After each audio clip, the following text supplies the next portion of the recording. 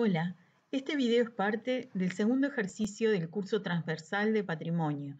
Como ya sabrán, vamos a analizar desde el punto de vista material y tecnológico 3 edificios que se encuentran en nuestra zona de estudio sobre la avenida 18 de Julio. Uno de esos edificios es el de la Liga Antituberculosa, proyectado por el arquitecto Román Fresnedo Siri en el año 1959. Les mostramos aquí la ficha básica del mismo. Se trata de un edificio destinado a oficinas que se encuentra al día de hoy sin modificaciones sustantivas.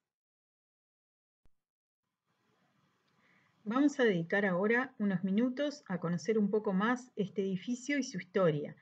De esta forma contaremos con más elementos para el análisis que haremos después. Indagaremos en el autor, el contexto, cómo surge este edificio, las referencias, el proyecto en sí y lo que simboliza. El edificio se encuentra ubicado en el angosto predio sobre la avenida 18 de Julio, ubicado entre las calles Alejandro Beizo y Juan Polié. Fue proyectado entonces por el arquitecto Román Fresnedo Siri a fines de la década del 50. Su construcción se prolongó durante algunos años, siendo inaugurado recién en el año 1975. Fue una de las últimas realizaciones de Fresnedo en nuestro país. Algunas etapas de la obra fueron dirigidas por el arquitecto Adolfo Sommer por encontrarse Fresnedo en el extranjero. También algunos detalles de terminación quedaron a su cargo al fallecimiento de aquel. Para empezar a acercarnos a esta obra, vamos a indagar un poco en la trayectoria de su autor. Román Fresnedo Siri nace el 4 de febrero de 1903 en la ciudad de Salto y fallece en Montevideo el 27 de junio de 1975. De pequeño se trasladó con su familia a Paraguay, donde estudió agrimensura, obteniendo su título en tiempo récord. Luego retorna al país, ingresa a la Facultad de Arquitectura en el año 1925 y egresa en 1930. En ese mismo año obtuvo la medalla de oro en el Salón de Arquitectura.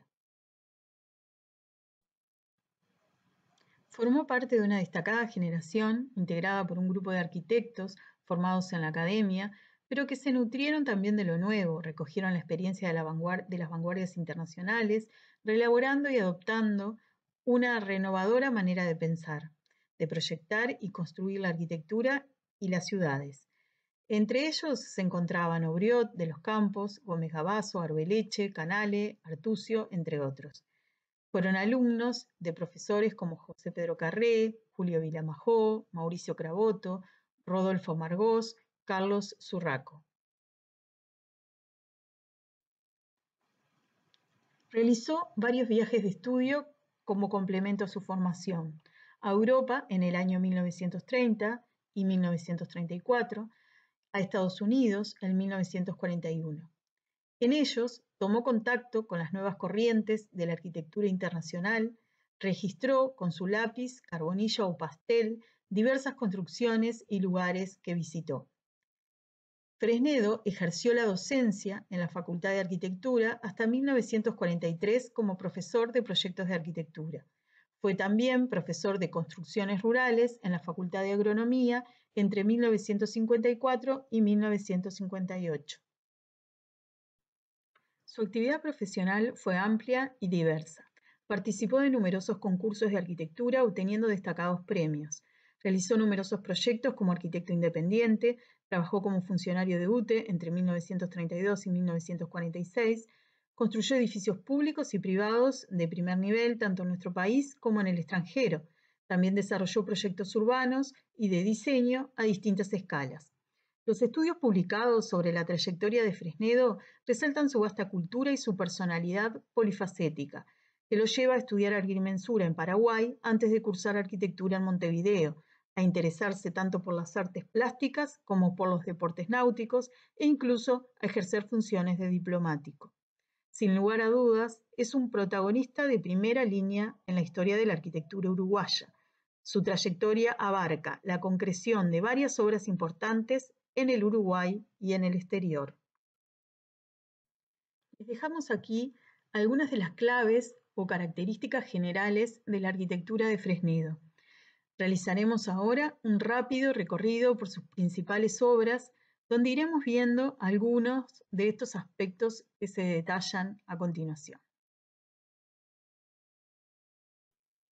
Entre mediados de los años 30 y mediados de los 50, Fresnedo construye una serie de viviendas.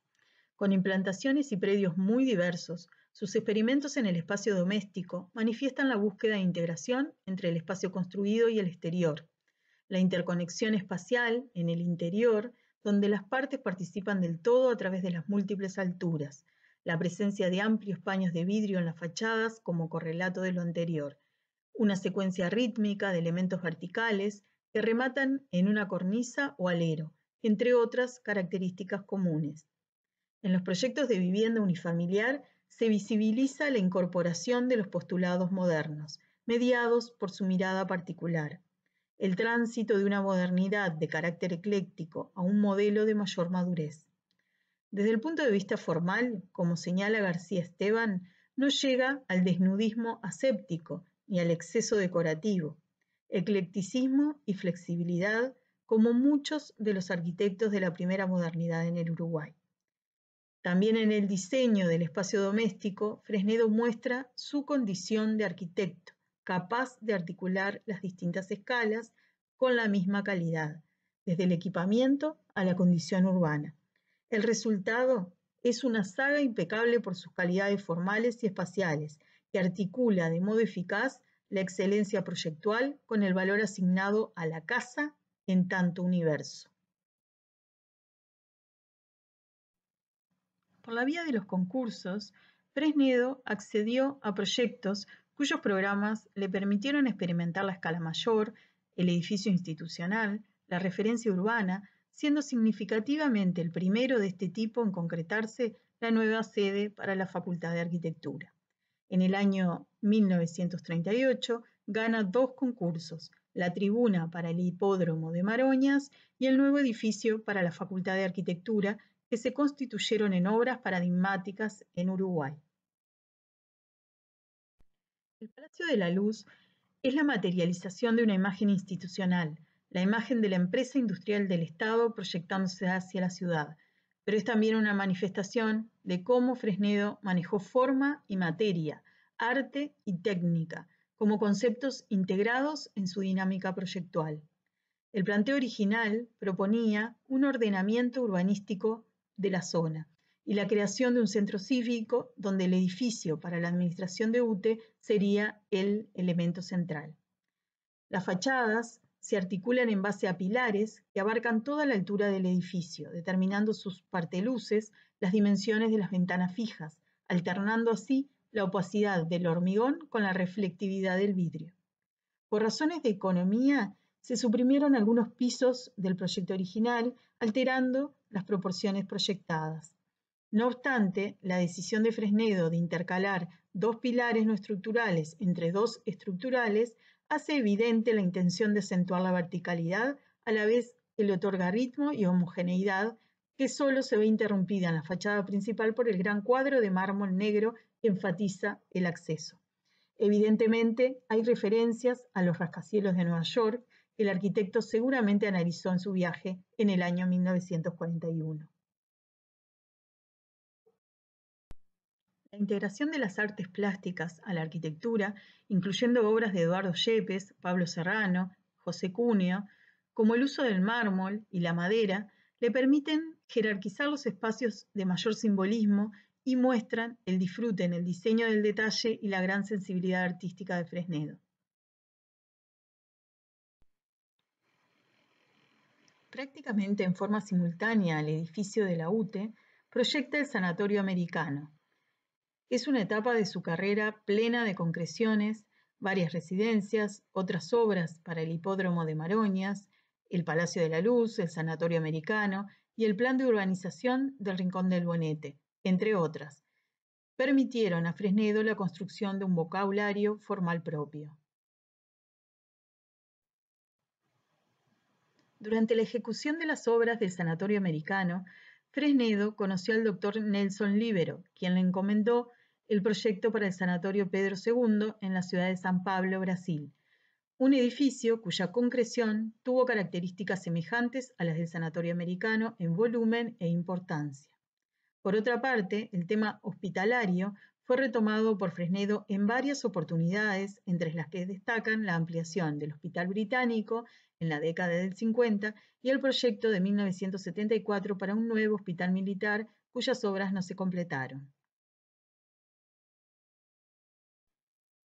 En el año 1951 ganó el primer concurso internacional de arquitectura, la Villa Hípica del Hipódromo de Porto Alegre, dando comienzo así a otra etapa jalonada por sus obras en el exterior. 10 años después, obtuvo el primer premio en el concurso para la sede de la Organización Panamericana de la Salud en Washington, su obra emblemática en el exterior.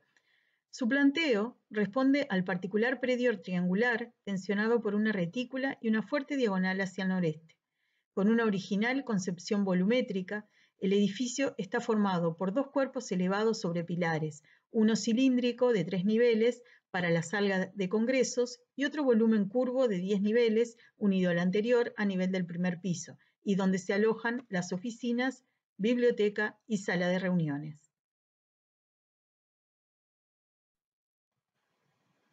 Los volúmenes se destacan por su forma e interrelación y por las diferentes texturas que los caracterizan.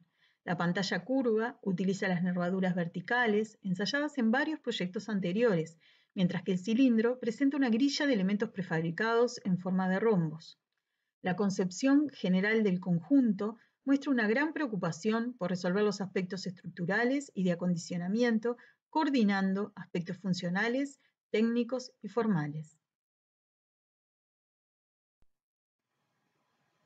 En la planta baja, totalmente libre, el edificio se integra a la plaza y con espejos de agua, fuentes, esculturas, juegos de luces, se equipa y compone el reducido espacio triangular.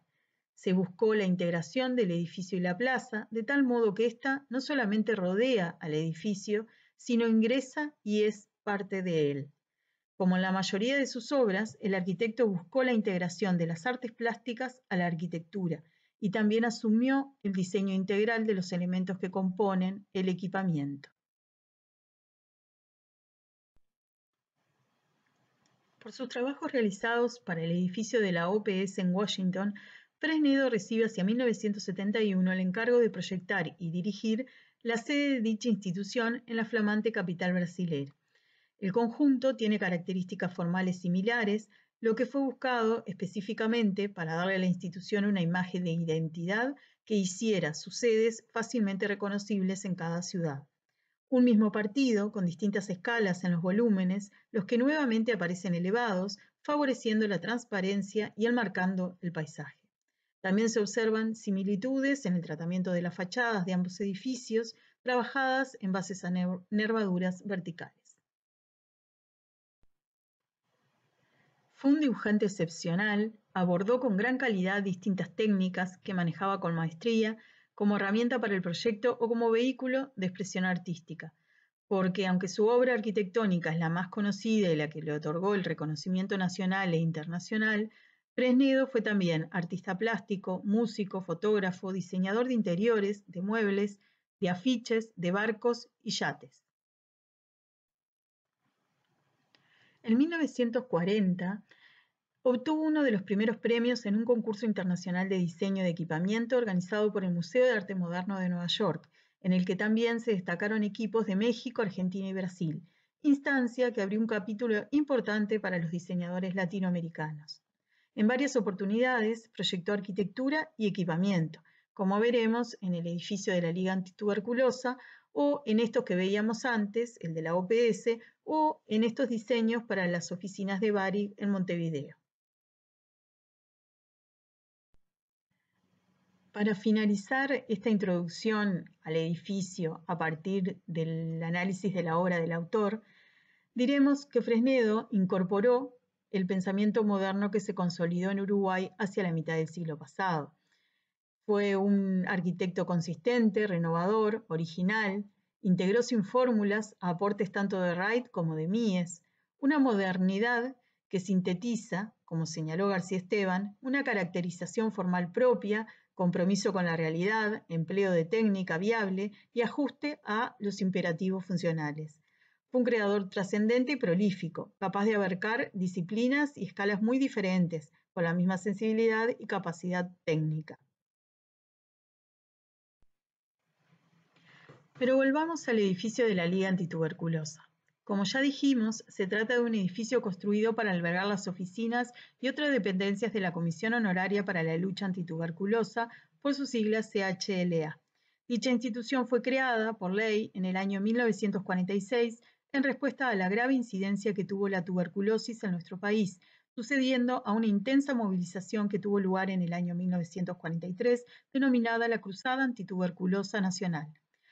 En el año 1946, la mortalidad por tuberculosis era de 103 por 100.000, lo que da una dimensión de la importancia del problema y la preocupación que generaba en los distintos sectores de la sociedad. Se debieron implementar así diversas políticas y acciones en relación al tema, aprobándose diversas leyes que dotaron de recursos e infraestructura para encarar sus consecuencias en todo el país. Por ejemplo, se instalaron dispensarios móviles, se promovió la educación y difusión en relación a la enfermedad y su tratamiento. Se instalaron centros tisiológicos en el interior del país, siendo la comisión la conexión entre el Ministerio de Salud Pública y los médicos departamentales. En sus inicios, el objetivo principal de la comisión fue administrar el dinero obtenido en una recolección pública de fondos para apoyar económicamente a pacientes y familias, pero luego sus cometidos fueron ampliados.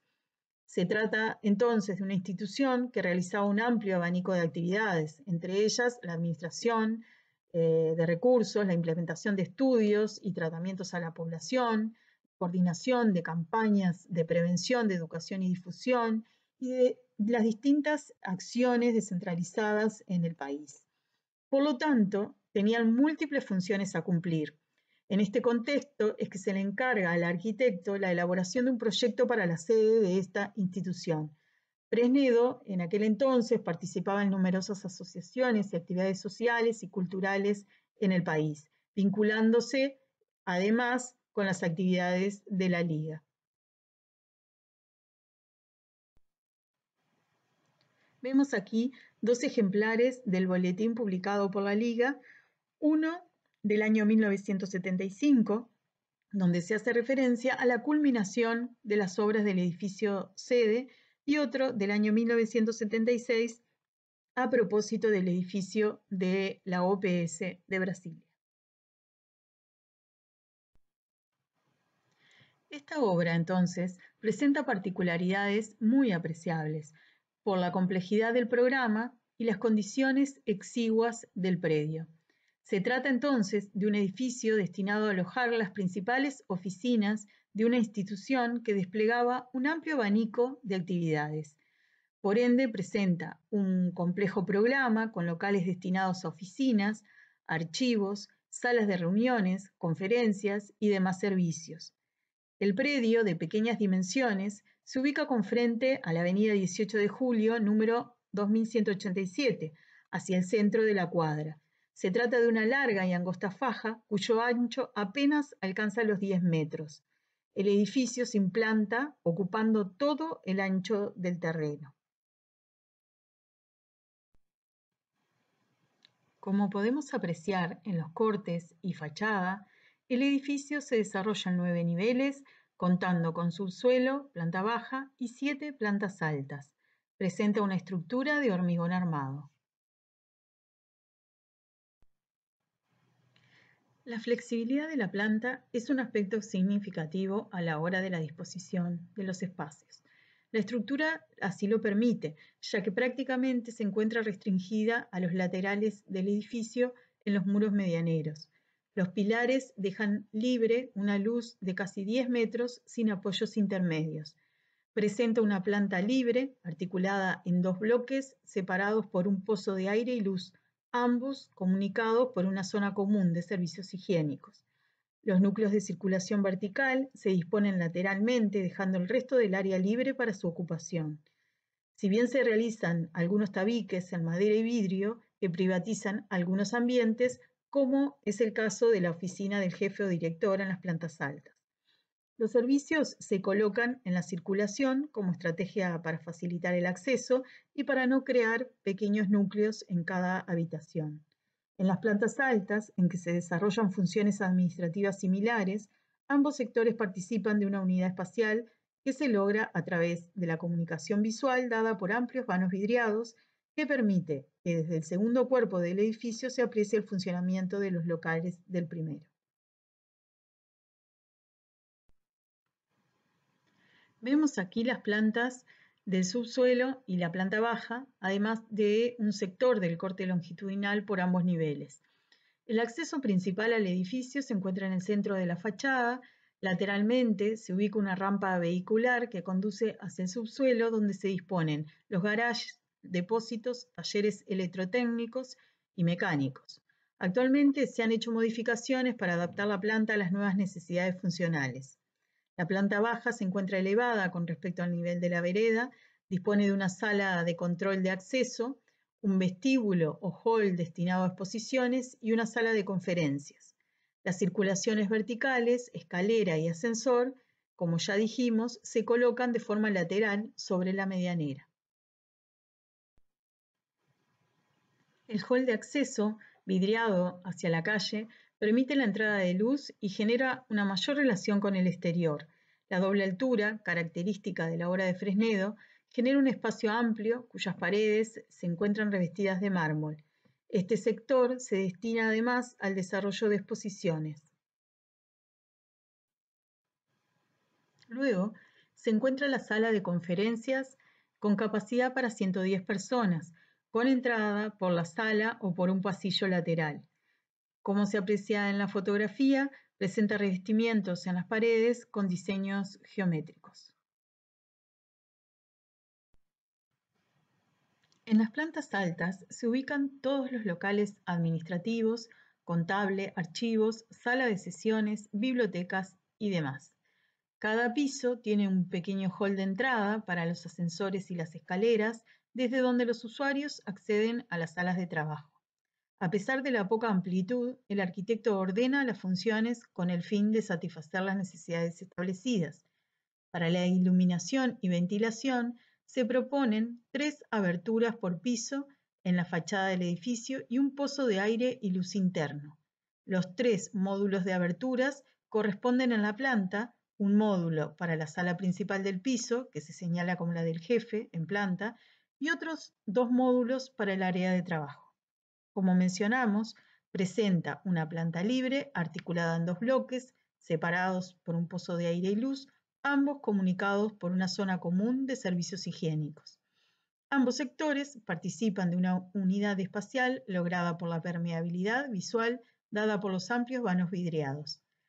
La planta tipo, a pesar de los escasos 10 metros de ancho del predio, posibilita su compartimentación para crear despachos privados con acceso independiente desde el palier de los ascensores y escaleras. El cerramiento que separa el escritorio del jefe de la oficina fue resuelto mediante una mampara de madera y vidrio transparente con una puerta que los vincula directamente. En los pisos en los cuales se desarrollan funciones que incluyen la atención al público, se diseñaron mostradores en los ejes del mismo corredor que sirve de palier de ascensores y escaleras.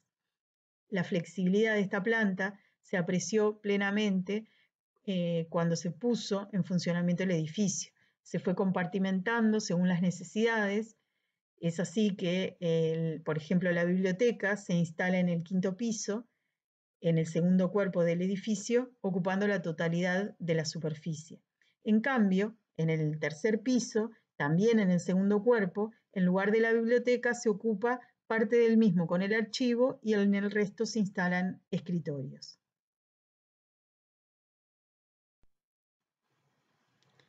En la planta 6 se ubica una sala de sesiones hacia la fachada principal, una sala de espera y la oficina del director de carácter más privado. También aquí se modificaron los espacios con nuevas mamparas, adaptándolos a los nuevos requerimientos funcionales. Todas estas habitaciones son luminosas en madera y cristal. En el 7º piso se ubica la sala de máquinas y las dependencias destinadas al encargado.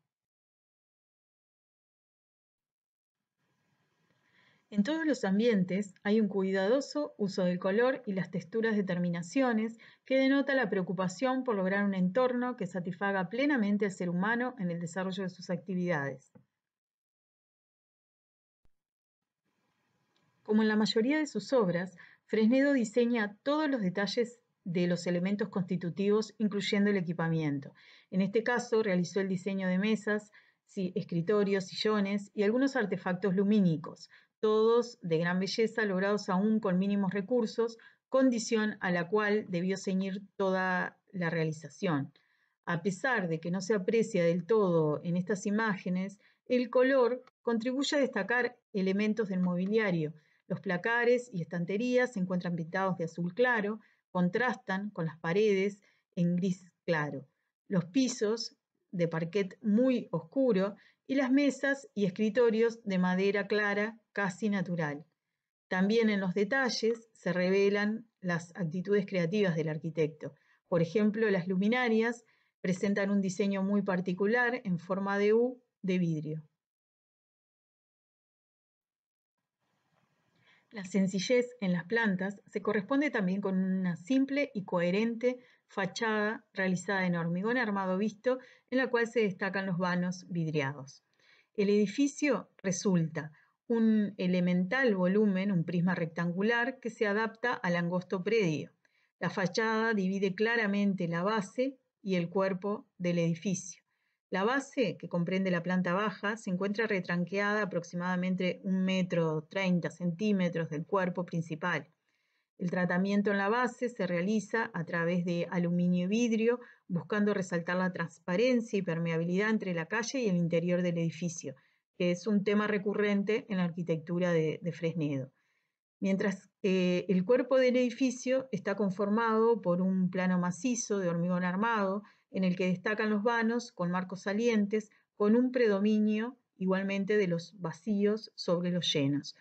Los módulos cuadrados, conformados por los vanos y sus marcos, se disponen en una malla o grilla que da orden a la fachada. Cada módulo de la misma mide aproximadamente 2,40 m de lado. El marco de hormigón de las ventanas sobresale 42 centímetros aproximadamente del plano de la fachada, reforzando de este modo la grilla reguladora. Las ventanas están constituidas por una única hoja en carpintería de aluminio en la cual se inserta una gran lámina entera de vidrio sin existir subdivisiones que limiten la pureza del plano vidriado. Para abrir la misma, Fresnedo diseñó un dispositivo especial de giro en torno a un pivot de eje vertical. El esquema de la fachada revela una precisión geométrica en la aplicación de esta malla o grilla cuadriculada que adquiere volumen a partir de la proyección de los marcos. En este edificio, los materiales utilizados son básicamente hormigón armado, vidrio y aluminio. En este edificio para la Liga están presentes algunas de las principales características de la arquitectura de Fresnedo: la planta libre, la flexibilidad espacial, los espacios de doble altura, la utilización plástica de los componentes constructivos, entre otros. En el Palacio de la Luz, por ejemplo, en otras condiciones de partida y otros requerimientos, se propone también una clara organización de planta con un núcleo circulatorio despejando, en ese caso, el perímetro para las oficinas. Aquí, en el edificio de la Liga, al estar en un predio entre medianeras, opta por colocar el núcleo de forma lateral, obteniendo, eso sí, en ambos, una planta libre y flexible. La técnica y el uso de materiales contemporáneos, como el hierro, el aluminio, en este caso, el hormigón, el vidrio, se combinan con composiciones volumétricas elementales de volúmenes simples, muchas veces apelando a la simetría. Esto podemos apreciarlo en varias de sus obras aquí reseñadas, en la Liga misma o en el Palacio de la Luz, en la OPS en Estados Unidos. En relación al estado actual, este edificio conserva el destino y las características originales. El diseño flexible de sus espacios, la planta libre y sencillez del proyecto han permitido su adaptación a nuevos requerimientos y distribuciones de las oficinas, lo que pone en evidencia la comprensión del programa y el tema del edificio por parte del arquitecto y la consistencia de su propuesta original. En relación a la valoración de esta obra en el contexto de la producción arquitectónica nacional y de Fresnedo en particular, si bien no se trata de una de las más investigadas de este autor, constituye sí un testimonio de la arquitectura sobria que responde a los requerimientos programáticos con flexibilidad y sencillez, sacando el máximo partido posible al predio exiguo. El contrapunto entre solidez y transparencia, tanto en el diseño de la fachada como en el interior, demuestra la capacidad plástica de Fresnedo para abordar programas cotidianos, como el edificio de oficinas, resolver problemas constructivos más allá de la escala del mismo, atendiendo a los materiales y técnicas propias del lugar de implantación de la obra, ya sea en Uruguay, Brasil o Estados Unidos.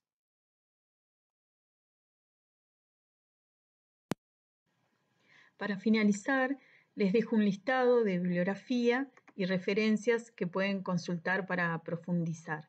Además, mi contacto por consultas o comentarios son bienvenidos. Muchas gracias.